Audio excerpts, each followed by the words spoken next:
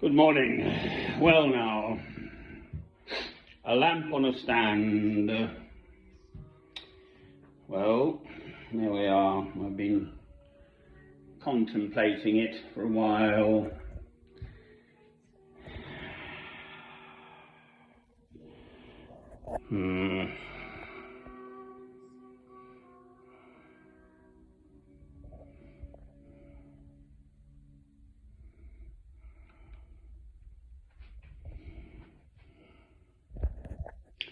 There is light in this, my Christian place.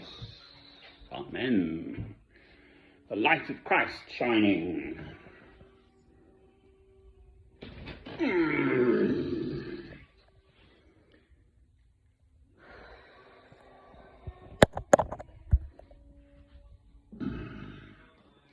This is Mark. It's in Luke as well. Very similar wording. Not quite there. A lamp on a stand. He said to them, "Do you bring in a lamp to put it under a bowl or a bed? Instead, don't you put it on its stand? For whatever is hidden is meant to be disclosed, and whatever is concealed is meant to be brought out into the open. If anyone has ears to hear, let him hear." "Consider carefully what you hear," he continued. "With the measure you use, it will be measured to you, and even more. Whoever has will be given more. Whoever does not have, even what he has, will be taken from him." Amen. It's Mark chapter 4.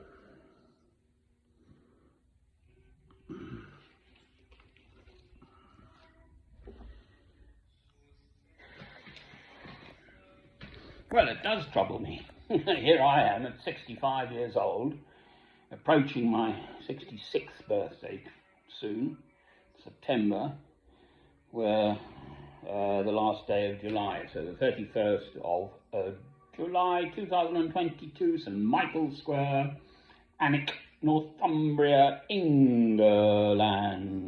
And here I am sitting pretty. What have I done? How have I put my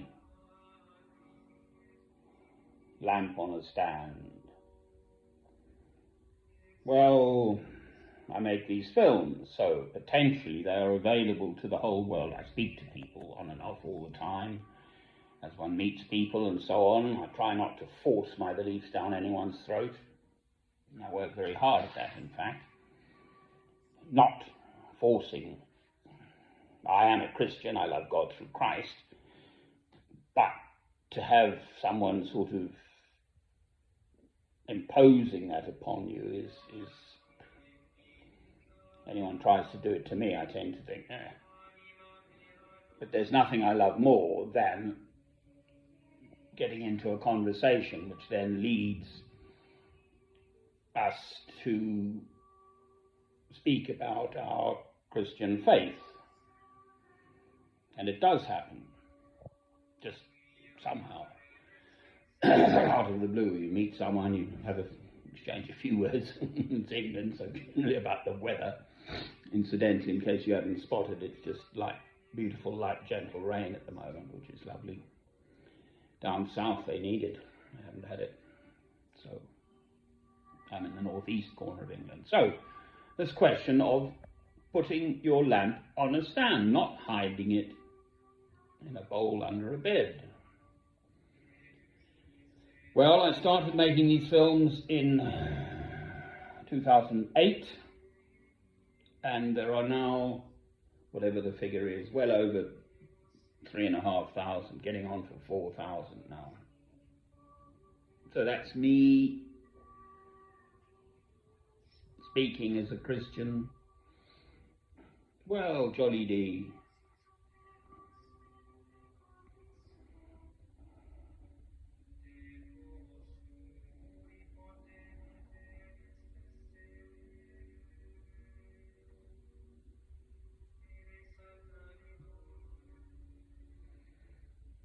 Christ has been in this world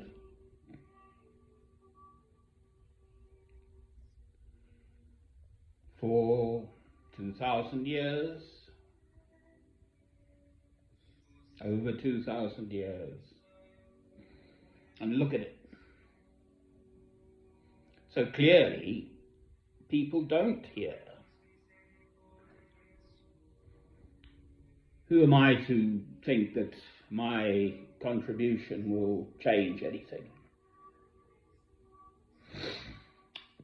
You still have to make it, you still have to try to do something. But people simply, quite clearly, do not listen. The current war in Ukraine, Russia and Ukraine, is just so clearly demonstrative of that, and the Western response pile in more powerful, more sophisticated weaponry, each side blaming the other side for atrocities. Ukrainians are by far from squeaky clean. I mean, I actually watched them a few times now. Have a sort of completely do not approve of either side doing what they're doing, full stop. But Lavrov is the foreign minister or whatever, I think, for Russia.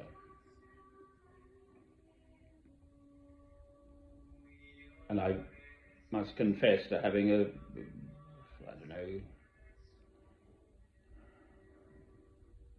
he was open enough to say, of course Russia is not squeaky clean, but, and then their side of the argument. And they do have a side of their argument. The United Nations quite clearly was advancing into Russia via Ukraine, potentially. It's obvious. So from the Russian point of view, they felt threatened. That's obvious.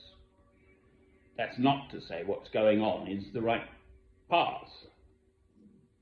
That's just briefly the little I understand about these things. Ukrainians have suffered through the Russians. 1932, there was this humongous situation with famine and all the rest of it.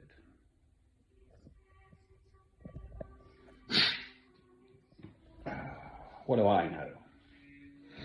But it does trouble my soul that I don't seem to, in my estimation, and I'm by far my own worst critic, to have actually sort of done anything I can point at and say, that's what I've done definitively as an act, a positive contribution to making this world a better place for my passing. That is my objective as a Christian, with the light of Christ shining within me, which it is.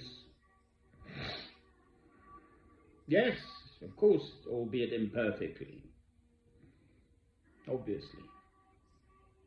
None of us are perfect. Only Christ was perfect.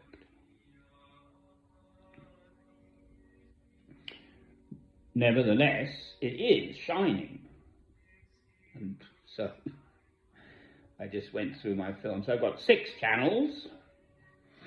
Christian Broadcasting Place is my current one. I didn't want it to be my name anymore. The previous 2 main ones were my name.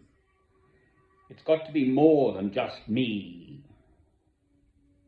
I would love to be quiet, actually, and have others. Where are they? To join me, for heaven's sake. That's my trouble. Where are all these Christians? Here I am. I've rather put myself out of the way to some extent. In the northeastern corner of England here, Northumbria. But seemingly that's what I've done, so it's a fait accompli for the next best part of a year, pretty much. What's a year? I mean, I sat down south in Harpenden for nearly a year. Precious little happened. I sat in St Albans for the year preceding that. And then throughout Europe, I had 2 properties in the end in France. For 3 winters I was there, back at the turn of the millennium. My home place, and then the other place, beautiful, great big building dans le Massif Central, au sud-est de la France, so in the Massif Central mountains, at about 1,000 meters, so 3,000 feet, so beautiful, hard, cold winters with snow, a yard of snow laying. Nous étions comme des taupes, so we were like little moles. You had to kind of dig your way out, otherwise you'd be snowed in. Clear the snow. And the second building was my Christian place. Had a beautiful big room, I had a beautiful piano, beautiful great big log fire in there, and so on. Kitchen, cooking facilities, and all the rest of it. People came occasionally, but I just failed to get it. Clearly it has something to do with me, because I am, as it were, the spokesperson of you know, whatever it is, this Christian broadcasting place.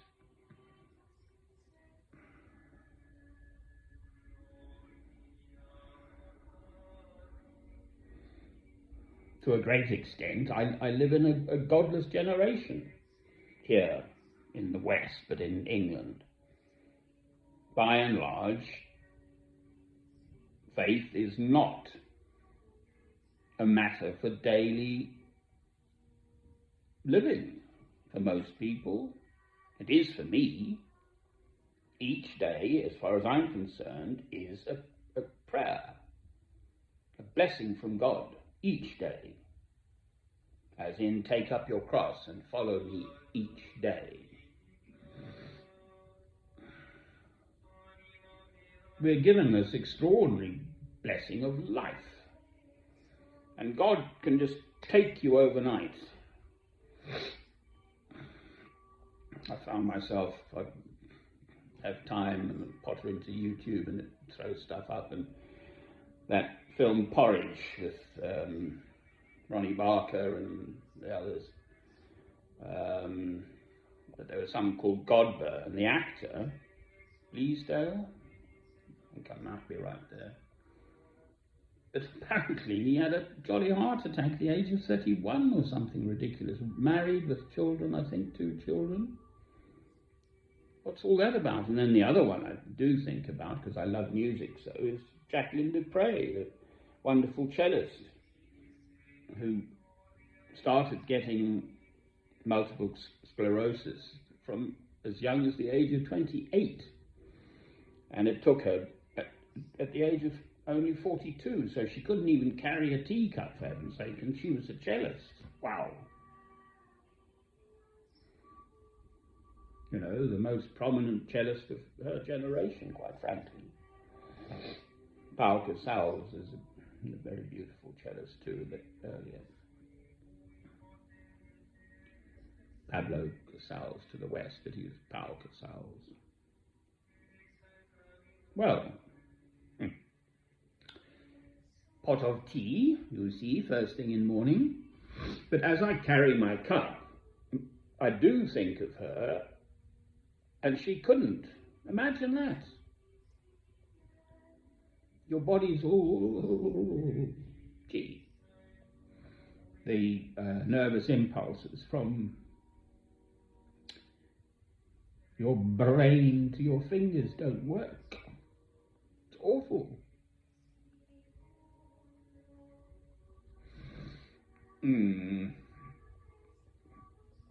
Behind this, I accept God's will in my life. I've had a personal tragedy. I was married. My own son committed suicide at the age of 18. It was all my fault, of course. No, it wasn't. My former wife had been sexually abused by her own father, but no one listened to a word I had to say, so there we are. But God has given me my rock-solid faith through that experience. I would not be where I am spiritually now without 32 years of personal agony.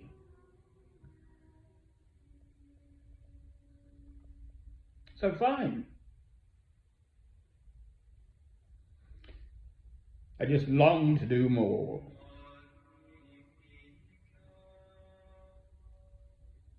You can't make people listen. I can think of actually several Christians I've met, born again, one particularly. I used to have nice long chats with him for quite a while down south at Costa Coffee. I was living out in the porch of the Baptist church down there yet again. And we'd meet regularly and have nice chats. He was an older guy, he'd lost his wife to Alzheimer's and so on. Definitely a born-again Christian. And yet we got onto this question of violence, and no, he said, fine, in certain circumstances, that is what we do. Well, I just so utterly disagree. Christ is my guide, my teacher, in the Gospels, Matthew, Mark, Luke, and John. Obviously, the rest of the New Testament and the Old Testament and so on. But my principal guide to trying to know and understand God remain the four Gospels. And in everything Christ said or did, which was perfect, his message was exclusively of love, and that to me includes the overturning of the moneylenders' tables. To me that was an act of love to demonstrate to God's chosen people, the Israelites, the Jews, the Hebrews, that they'd gone astray and were desecrating God's holy place with worldly things, with money. So overturning the moneylenders' tables to me was also an act of love. I've had a discussion about this with people on various occasions. Yes, it was in and of itself a violent act, but not directly to the people, merely at what they were doing in God's holy temple. So I perceive that as an act of love by Christ, to teach them. And it's a very hard teacher, this love. Christ specifically says you must deny your friends and family, but especially you must deny yourself. Amen. So it's thy will be done. And this is, and it's not just a sop to my conscience. If I feel I've tried my best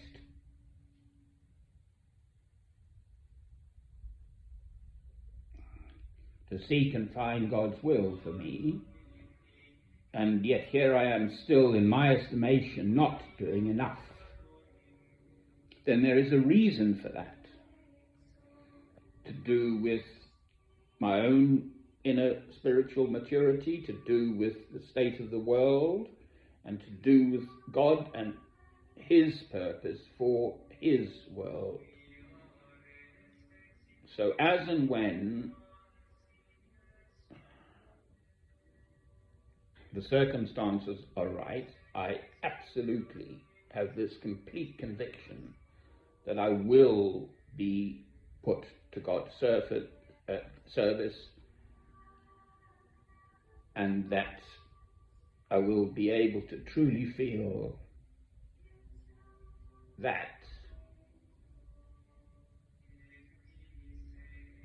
the light of Christ within me will shine in this dark world. Amen.